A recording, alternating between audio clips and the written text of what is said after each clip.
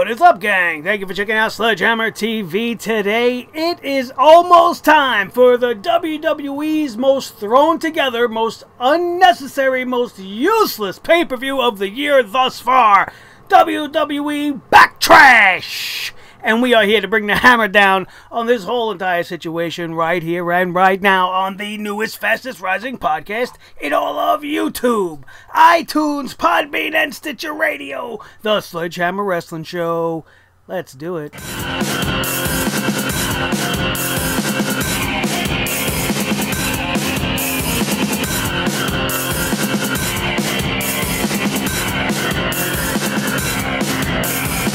Sledgehammer Wrestling Show.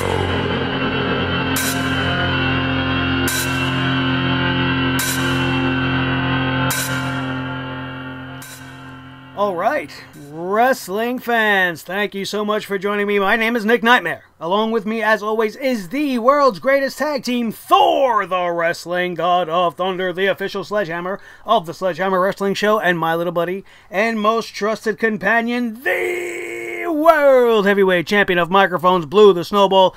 Let's get cracking on this most ridiculous event that is taking place this Sunday with 8 matchups that most of which do not make any sense. I have no real reason behind at least 50% of this card that they threw together, again, for no reason.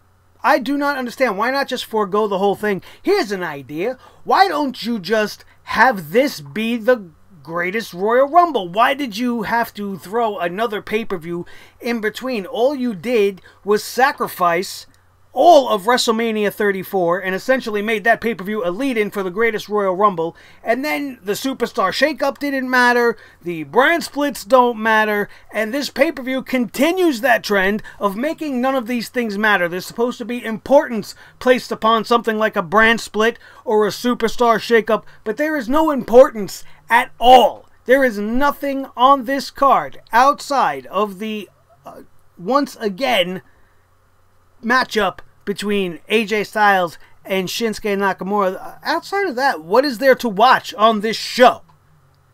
This show is a mishmash of random matches, which to me, when you look at it all together, it seems as if the WWE just went ahead with all the plans that they had before they decided to shake up the rosters. It's like, we're not going to change any storylines, we'll just change who's on what show.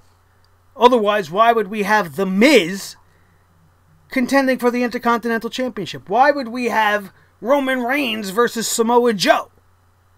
Why are there no Tag Team Championship matchups from either brand on this show tonight? Because this show doesn't matter. This show is the most inconsequential show of the year. They've had no time to build it up. It has been overshadowed by the greatest Royal Rumble.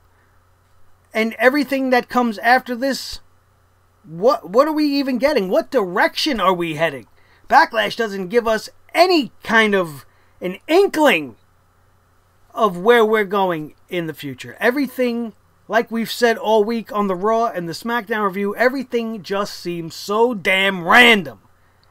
And like the WWE just really doesn't care. Like we're just going to put on a show for the sake of putting on a show because it's supposed to be here. Backlash doesn't have to be here. Why not, since you had the greatest Royal Rumble, just absolutely forego the event altogether and then allow there to be more time for you guys to get your ducks in a row, get your shit together, figure out where you want to go with this company, get your heels and faces all set up, get your divisions in line, and then worry about the next big show. Because each one of these big shows, if you keep putting together cards like this, with nothing behind them, no meaning, no story, no reason for us to be invested, no reason for us to really give a shit about any of it, why bother? This is where you guys are wasting most of your money. You're not wasting it on pyro. You're not wasting it on video packages and making DVDs and the WWE Network. That's not where you're tanking money. You're tanking money because you're putting on show after show that people don't care about. Sometimes less is more. You guys came into this year saying we were going to have less pay-per-views, and I feel like we've had more than ever. When is this wheel going to start to slow down? Hopefully, after Backlash, we will get some sort of a normalcy once again, because it's just been absolute non-stop. It just seems that there's way too much going on right now, to the point where now that we've come to Backtrash, I really, really don't give a shit. When the only match on the card, like I said, AJ versus Shinsuke, the only match I really care to even see, I've already seen twice in the last 3 weeks for the World Championship each time. So what does it matter? What does it matter? And now, if they pull this off and they're going to have this no disqualification match between AJ and Shinsuke, where do we go from there? If Shinsuke wins, obviously we can extend the feud. If AJ wins, what's next for Shinsuke Nakamura? AJ Styles, we automatically know what's next for him. It's obviously going to be Samoa Joe, based off of what we saw on SmackDown Live this past week. But that, again, if that's really Joe's destination, then what is the point of his matchup with the big dog tonight, or this night, Sunday night, at Backlash? Let's pull up the match card screen. Let's get started going over this card. Match number 1 we're going to talk about is this ridiculous train wreck of a match. Who the hell in the world wants to see this matchup? Are there any real Big Cass fans out there that are expecting to see him go over on Daniel Bryan, that are going to get ultimate pleasure in seeing Daniel Bryan fell this giant man? Or what is the reason why you would care about this match? You've got talent on SmackDown Live that has probably been the best roster on SmackDown that it's ever had. And the first thing you got for Daniel Bryan's big comeback, his next big turn in the WWE, is to kick it off with this tremendous feud against a big goofball, a guy that nobody gives 2 shits about, Mr. Big Cass. Especially after what we've seen on SmackDown Tuesday with the whole little person segment with the tiny guy dressed like Daniel Bryan, all for him to get a big boot to his tiny face. Nobody gave a shit. The crowd doesn't care about anything that Big Cass has to say. We sitting at home don't care about Big Cass. He's been back for a blip. And what has he done? He's done nothing. All he's done is get in the way of somebody we really like. I understand, if I'm the WWE, I understand what they're trying to do. And I can appreciate them actually making an effort to make something interesting, but you took the wrong piece and brought it over to the puzzle, so it just doesn't fit. When you got guys like AJ and Shinsuke and Joe sitting at the top of the card, and you got Daniel Bryan slated to go against this guy, an unproven Big Cass, a guy that right before he got injured was not anywhere near a main event scene. Not in our eyes, anyway. This match is ridiculous. It doesn't need to be happening. I do not care to see Big Cass in this role being a bully and using the reasoning behind it as, well, I was bullied, so now I'm gonna bully. Get out of here. This is trash. This is just as much trash as Alexa Bliss and Nia Jax. And this is a disservice to Daniel Bryan. This is not what people want to see. I'm sure this is not one of his dream opponents. He's probably got a list of guys he wants to get in there with, and the WWE keeps him off TV. They find whatever reason they can to make us wait for Daniel Bryan. And essentially, I don't mind not seeing him every single week, but he just came back. He's been gone for nearly 3 years. Why are you keeping him from the fans? People are buying their tickets to SmackDown Live now because they think they're going to get to see Daniel Bryan, and you're not delivering. At least in the first couple of months, Daniel Bryan shouldn't be getting much TV time off. He doesn't have to wrestle every week, but he should at least be on the show. Come out and cut a promo. I'd much rather have seen Daniel Bryan come out than have to listen to Big Cass and his ridiculousness in that over an hour-long bullshit marathon we had on SmackDown Live in between wrestling matches. But no, instead we want to put the focus on Big Cass. We want to get Big Cass over. Daniel Bryan doesn't mind being the guy to do it. Obviously, he's just happy to have his job back. And he's going to do whatever he can to get his ass in that ring, and this is not what we want. Daniel Bryan is going to win this match. If he doesn't win this match, it's a joke. And we're going to be headed into Roman Reigns 2.0 territory with Big Cass. Because obviously, it looks to me as if he's going to be Vince's next pet project. And oh, we couldn't do it with Roman, we'll do it with Cass. I don't want to see it. Match number 2 on this card is this ridiculous tag team match. Boring Trashly, Bobby Lashley, actually aptly named Trashly, for this back trash pay-per-view that we're going to have to sit through on Sunday. What is this match about? All the tag team matches you can have and put together for this night, and you want to give us a random pairing of somebody who's tremendously over in Braun Strowman going up against somebody who's barely even lukewarm, Boring Trashly, and then you want to put them against two of the biggest guys in the company right now, one of the most over duos that you will ever see, the Kevin and Sami show. I don't care about this match. We've kind of seen this match all month long. With the way they've been booking things, we've seen them in the 5-man tag, or whatever it was, 6-man tag. We've seen them in the ring together countless times. Bobby Lashley went one-on-one with Sami Zayn at one point in the ring, not in an official capacity, but he gave Sami Zayn vertigo, right? And Braun Strowman has no reason to even give two shits about Kevin Owens or Sami Zayn.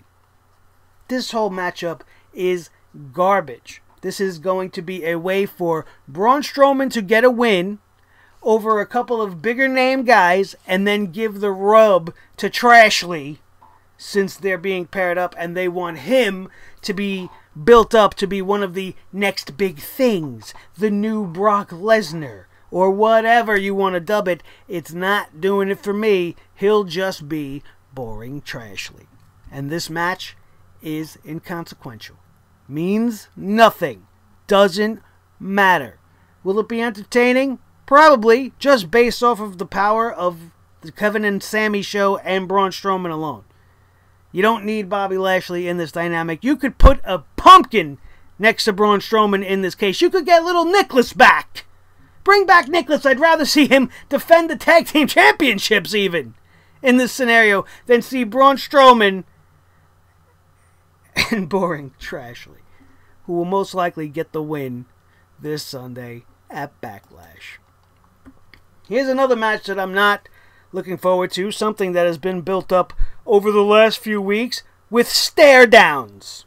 Interrupting each other's entrances for absolutely no reason and staring each other down.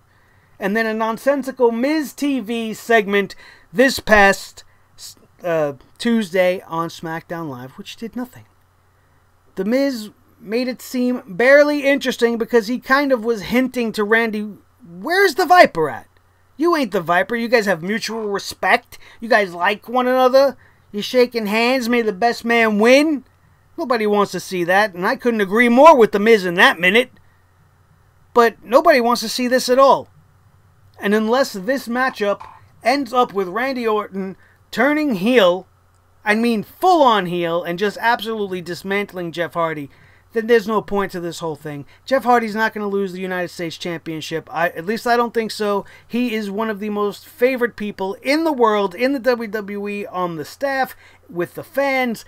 It would be stupid. He just got it. Why you would make him lose it, especially to a guy like Randy Orton. I know some of you guys might be like, well, he's a 15-year veteran, and he's a whatever. He's got all these world titles, and he used to be the leader of his own faction, and blah, blah, blah, blah, blah. Yeah.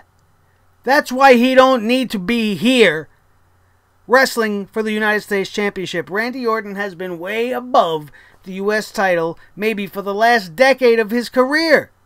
It's ridiculous. I don't want to see it. He's not going to be a good United States champion. Even if he turns heel, it's not something that I want to see. This is a title that is supposed to be building up the young and up-and-coming people, getting people more familiarized with names they might not know too much.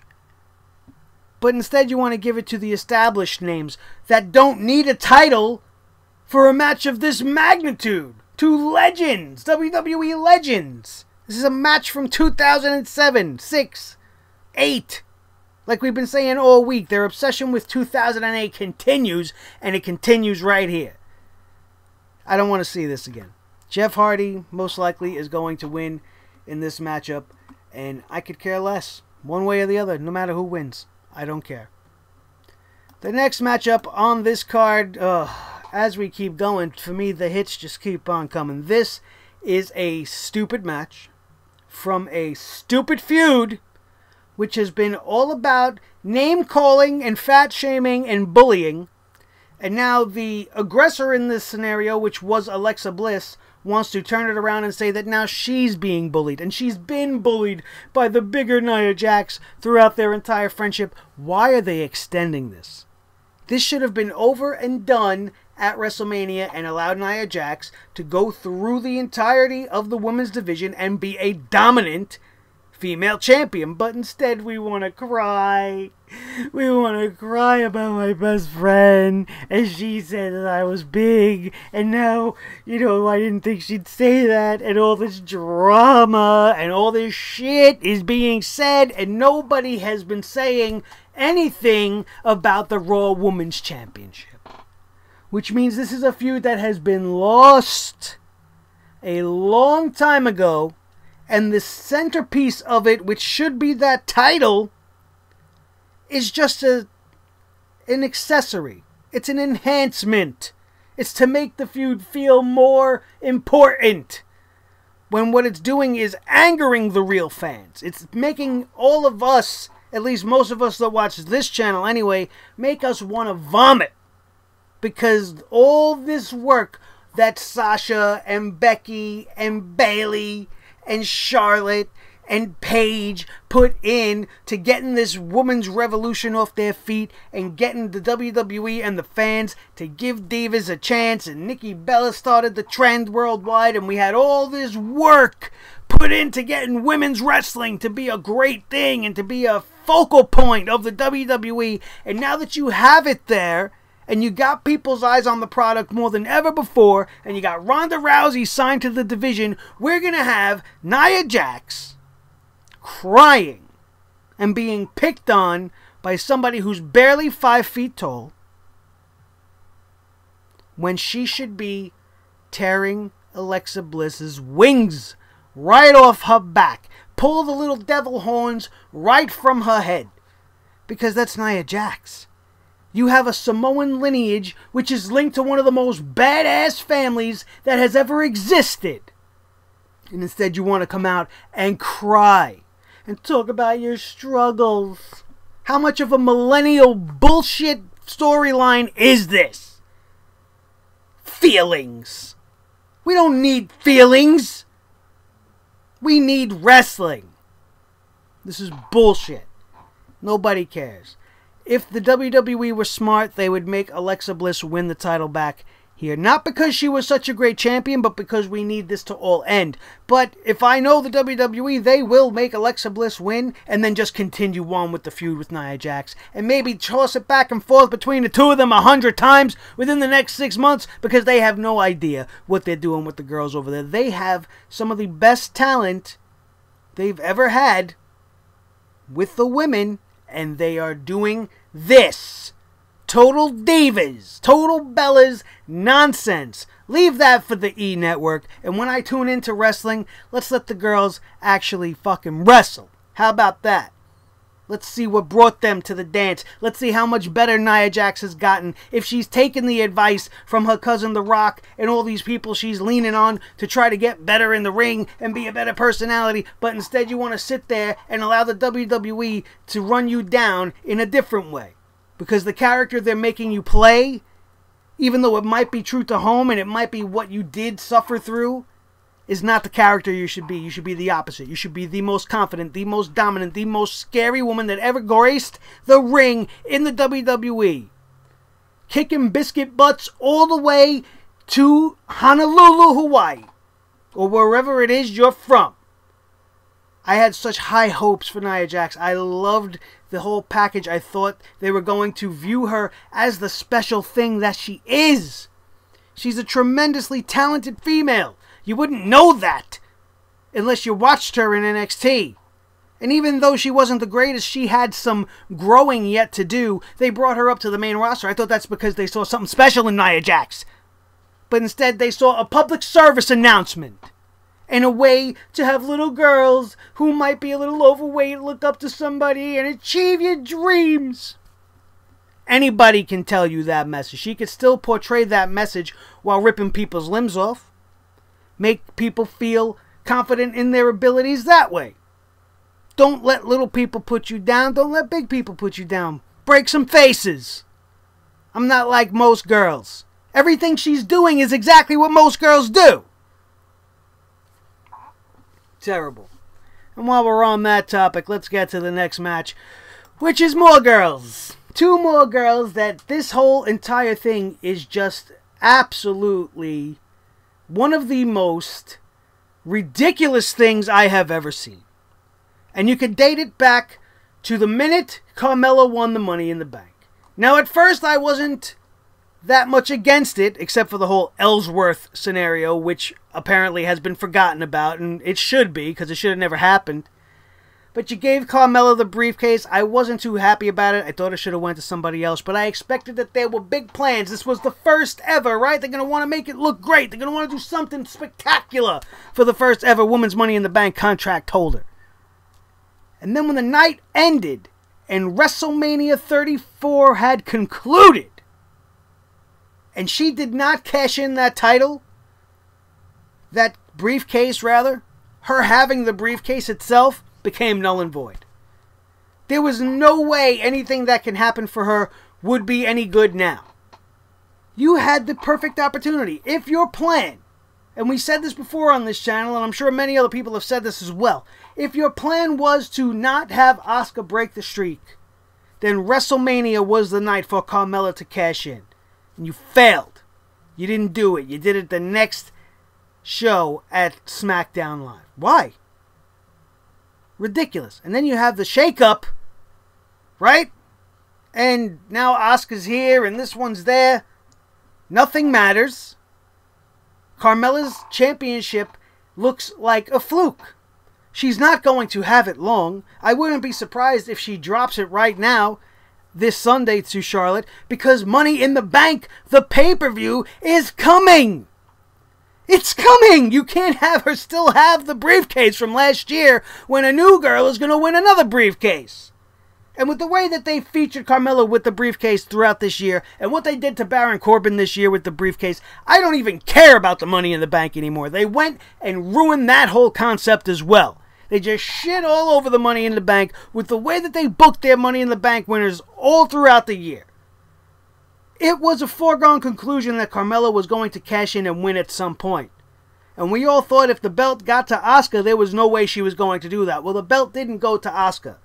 But you want to give her a moment, you want to make it monumental and historic. It should have happened at WrestleMania, and it didn't.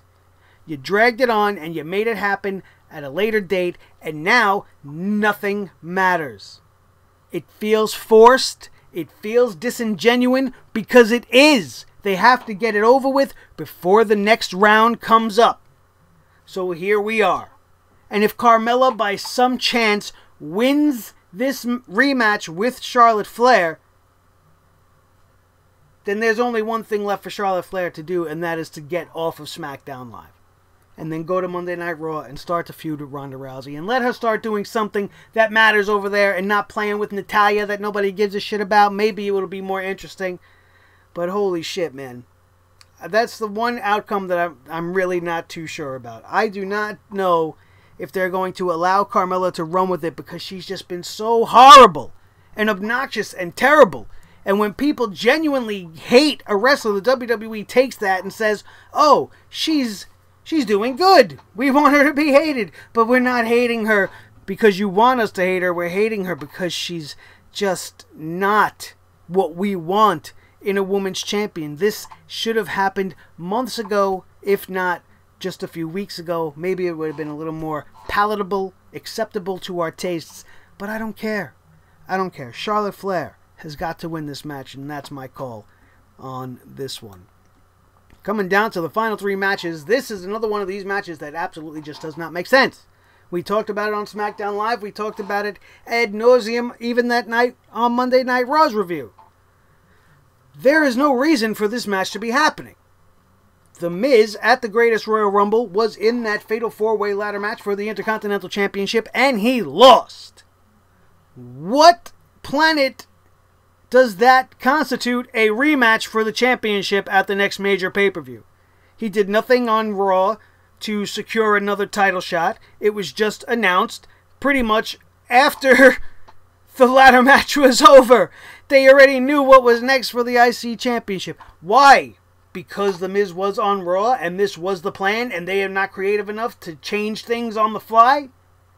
Or are they going to move the Intercontinental Championship to SmackDown Live? I do not see that happening.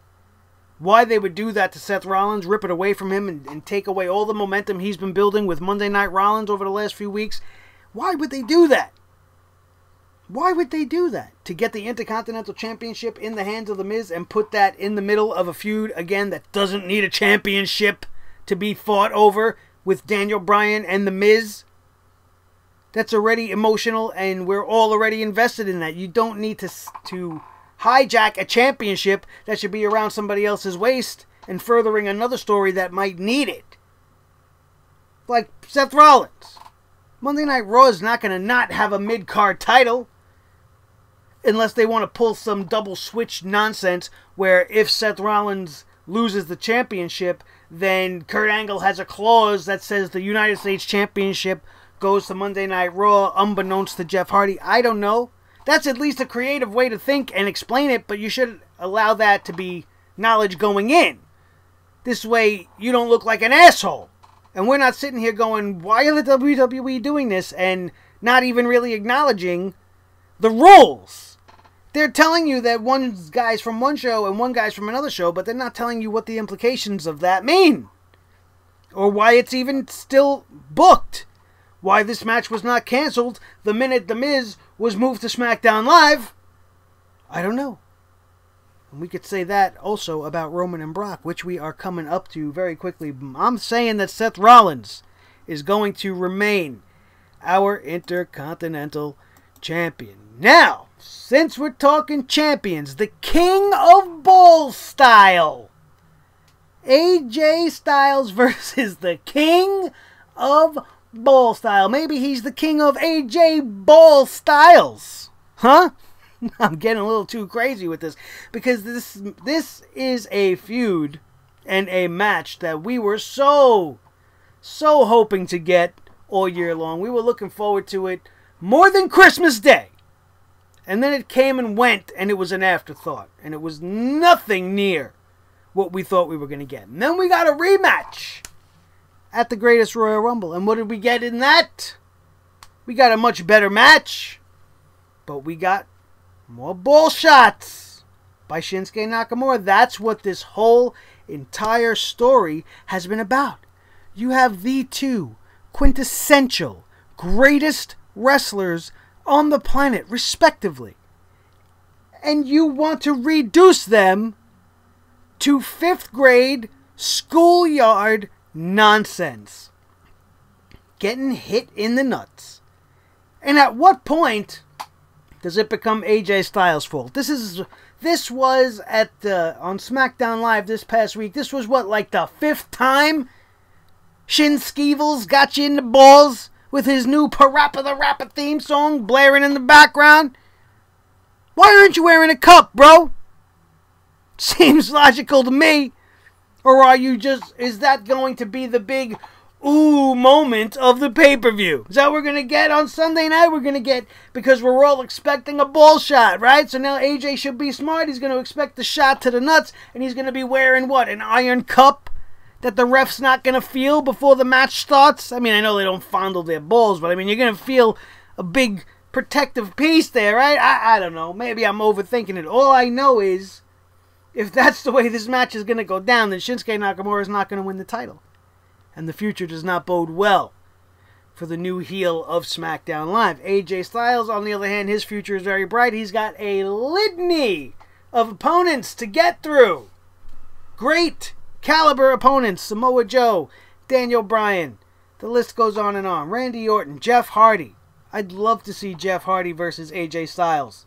It would be fantastic. But somebody has to have a little edge. You can't just have good guy Jeff Hardy and good guy AJ Styles. Maybe Jeff Hardy goes a little nuts. Maybe he goes a little Brother Nero. Maybe he brings back a little Ipswich. You guys know Ipswich, you TNA guys out there. You remember. Whatever. Have fun with it. They don't want to have fun with it. That's why we are getting this match for the 3rd time in 2 weeks. They're just trying to get it over with. That's what I really think. The no disqualification ruling means that some sort of shenanigans are going to go down. Perhaps Shinsuke wins the championship and their rivalry is extended and possibly concluded at SummerSlam this August. We will have to wait and see, but I am going to go out on a limb and be amongst the one of the few that believe that the Phenomenal One is going to win this match. I may be proven wrong. I hope to be proven wrong, only because if I'm not, and AJ Styles in fact does win the retain the championship at Backlash, I'm scared of what they're going to do with the King of Balls style, Shinsuke Nakamura. Whose balls are he going to go after now? Whose balls are next for Nakamura-san? Only time will tell. And finally, in what's being billed as the main event, over the World Heavyweight Championship, we do not have a Universal title on this night because Brock Lesnar don't come to work, like Roman likes to keep telling us. We have another one of these interpromotional matches that are happening for no reason at all. This whole match is going down because why? Because Samoa Joe said some things about Roman Reigns? I don't understand where in this Roman versus Brock feud that has been going on since before WrestleMania, where does Joe fit in there? Where did he stick his nose in where it doesn't belong? Where did he see this whole thing going in the end? If he ended up on SmackDown Live, what is his purpose? He was going to put the big dog down for good. You aren't on the same show. You're not going to cross paths again, most likely. There are no implications in this matchup. It's simply a main event for the sake of calling it a main event because the big dog is in there against the Destroyer. And it's for what? This is a match we have seen before. I don't expect that it's going to be a bad match. Samoa Joe is great. They actually do have good chemistry. They are both tough as nails, and it's going to be a hard-hitting affair. But what does it matter? The only silver lining I can see in this whole thing, whether it upsets some of you or not, and I apologize for saying this, but this might be the real beginning of the end for Roman Reigns. He has lost to Brock Lesnar repeatedly at this point. And it just makes no sense to have him go at it again. So if Joe wants to be the one to put the nail in the coffin and get this whole Roman Reigns experiment, initiative, agenda, whatever name you want to put on it, let's just get it over with, and we're going to have the Destroyer, the Samoan everybody really wants to see, be the one to take him out and put him back down a few notches, and we'll have to start over with Roman Reigns, or just kick him to the side and just leave him where he's at. Just leave him in the mid-card like you do with a Dean Ambrose, or you do with the Bar. Maybe you give him a tag team partner. Maybe you start something up. Maybe you do the Shield again. I don't know.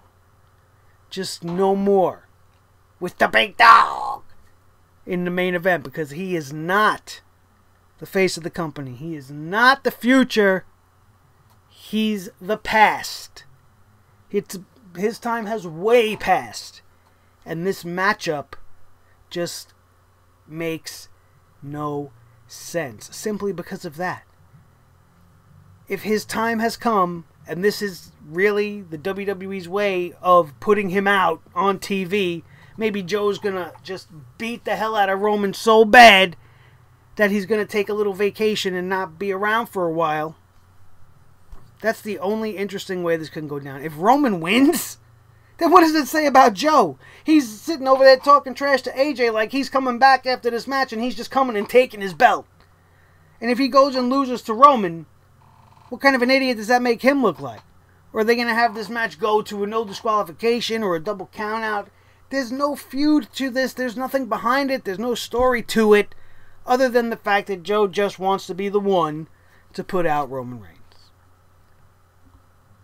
Like I said at the beginning, it seems to me that this was their planned matchup on Raw. Maybe this was supposed to be for the Universal Championship.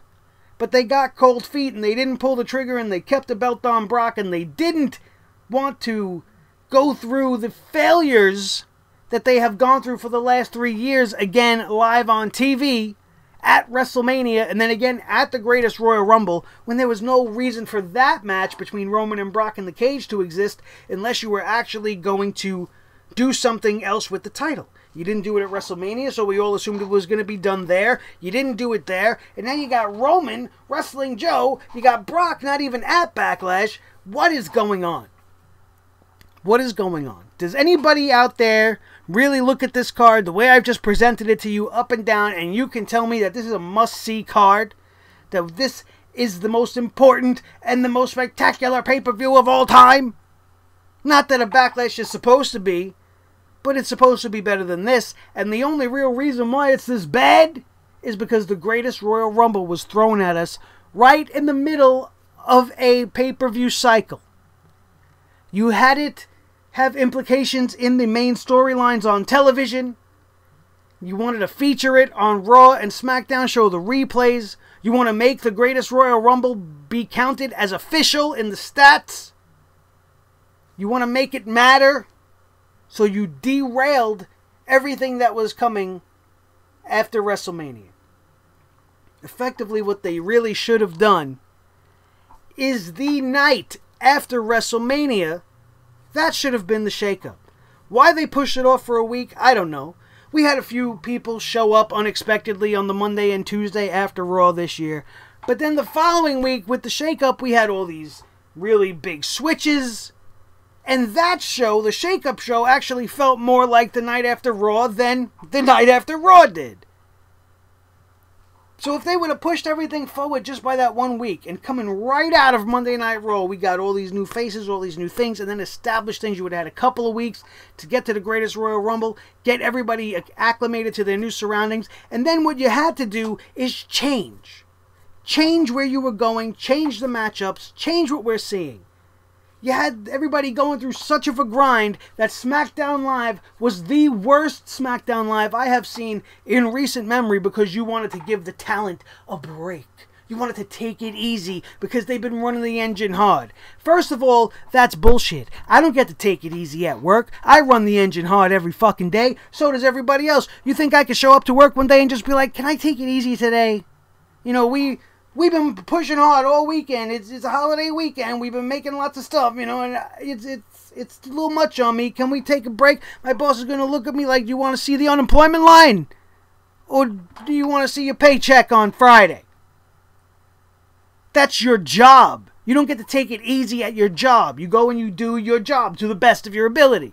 If you're not feeling up to it, you don't go to work that day. You don't show up at work and say, hey, listen, boss, it's been a rough week. You know, this is Wednesday, it's hump day, let me take it easy. No. It's not how it works.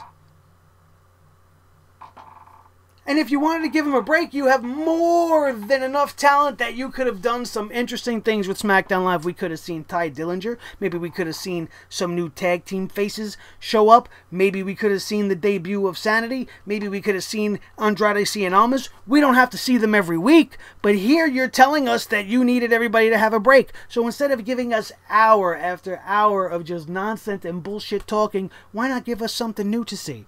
And then next week you go back to business as usual, and now everybody's like, hey, what happened to that Almas guy? Where are those Sanity guys? And you build up the anticipation again. You don't have to feature everybody every week. This show is atrocious. I'm not looking forward to this show in any way. Samoa Joe has got to win this matchup. I know I went off on a little rant there, as we like to do when we start swinging the hammer at the Sledgehammer Wrestling Show here. But this Backlash pay-per-view, it's just a mess. It's a mess. Nothing matters. We have no tag team titles on the line. No other big matchups that matter. Instead of Strowman and Boring Trashley versus KO and Sammy, we should be getting at least one of the two tag team championships being defended.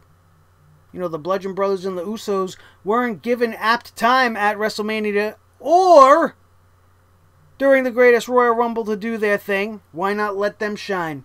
Why not give them a chance to really do what they want to do? And it's at a pay-per-view, and don't do it on a pre-show. If any of these matches end up on a pre-show, would you even care? Outside of the World Heavyweight Championship, every one of these matches is a pre-show match. Even The Miz and Seth Rollins. Because it just doesn't matter. Seth Rollins is going to win. They're not going to move the title to SmackDown Live. And if they do, and I'm sitting here eating my hat Sunday night after the show, then so be it. It won't be the first time we've been wrong. But that is our preview and predictions for Backlash this Sunday on the WWE Network. If you got something better to do, go do it. Trust me. Go do it. And then come back and watch this at your leisure. You could probably watch it after you watched Raw. Watch Monday Night Raw. Watch my Raw review after that. And then you could watch Backlash. And probably won't spoil too much because nothing matters. Nothing on this show fucking matters at all. Thank you guys so much for joining us tonight. Do not forget to like, share, and subscribe. If you are listening to us on iTunes, Podbean, or Stitcher Radio, do not forget to give us a 5-star rating. Like us on those platforms as well. And get your eyes on Sledgehammer TV, the official YouTube channel of the Sledgehammer Wrestling Show, so that when you watch, you can actually see my Thor, the wrestling God of Thunder, the official Sledgehammer of the Sledgehammer Wrestling Show. You'll get to see Blue the Snowball Microphone, my most loyal companion, the World Heavyweight Champion of Microphones. You'll see his beautiful Heavyweight Championship belt that he drapes across his face with every single show. You can tune in to the Sledgehammer TV exclusive subscription box showdown, which dropped earlier this evening. If you missed it, go check your eyes on the April unboxings of That Wrestling Club versus WrestleCrate. It was a fun one. It was very good. It's highly recommend you go check it out. Even all you guys that watch me here on YouTube, if you missed it, it will be in the annotations above my head. Don't forget to check that one out. Drop a like, share, and subscribe, and get us to 1K on YouTube before the first day of June. My name is Nick Nightmare. I introduce you to the team.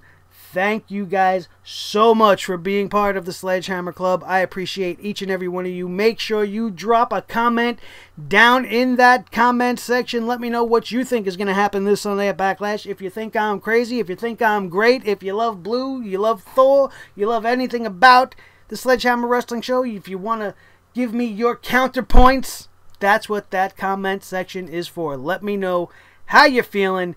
Get at me down there. That is going to do it. And we, my friends, are out of here. And we will see you next time right here for the review of this Backlash pay-per-view Sunday night on the Sledgehammer Wrestling Show. Only on Sledgehammer TV, right here on YouTube.com. Have a good night, you guys, and we will see you Sunday night.